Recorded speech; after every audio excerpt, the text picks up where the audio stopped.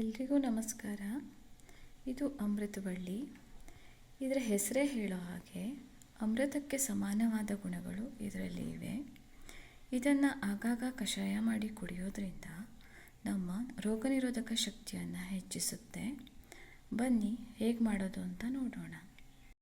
ಧನಿಯಾ, ಒಂದೆಲಗ, ತುಳಸಿ, ದೂರ್ವೆ, ಅರಿಶಿಣ ಹಾಗೂ ಚಿಕ್ಕ ತುಂಡು ಅಮೃತಬಳ್ಳಿ ಎಲ್ಲವನ್ನು ಮಿಕ್ಸಿ ಹಾಕಿ ಗ್ರೈಂಡ್ ಮಾಡ್ಕೊಂಡಿದ್ದೀನಿ.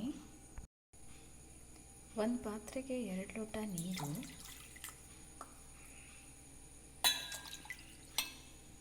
ಹಾಗೆ ಪುಡಿ ಮಾಡಿ ಇಟ್ಕೊಂಡಿರೋ ಈ ಮಿಶ್ರಣ,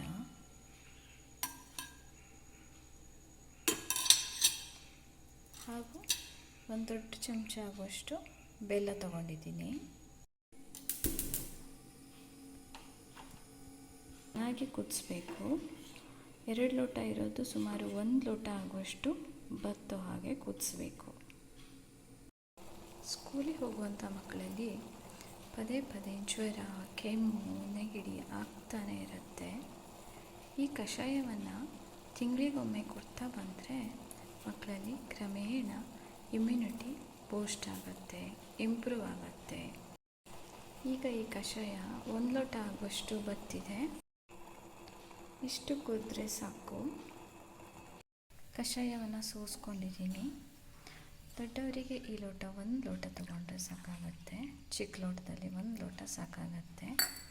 ಸಣ್ಣ ಮಕ್ಕಳಿಗೆ ಈ ಲೋಟದಲ್ಲಿ, ಚಿಕ್ಕ ಲೋಟದಲ್ಲಿ ಅರ್ಧ ಲೋಟ ಕೊಟ್ಟರೆ ಸಾಕಾಗುತ್ತೆ. ಈ ಮಾಹಿತಿ ನಿಮಗೆ ಇಷ್ಟವಾದರೆ ಲೈಕ್ ಮಾಡಿ, ಶೇರ್ ಮಾಡಿ ಹಾಗೂ ನನ್ನ ಚಾನಲನ್ನು ಸಬ್ಸ್ಕ್ರೈಬ್ ಮಾಡಿಕೊಡಿ. Thank you.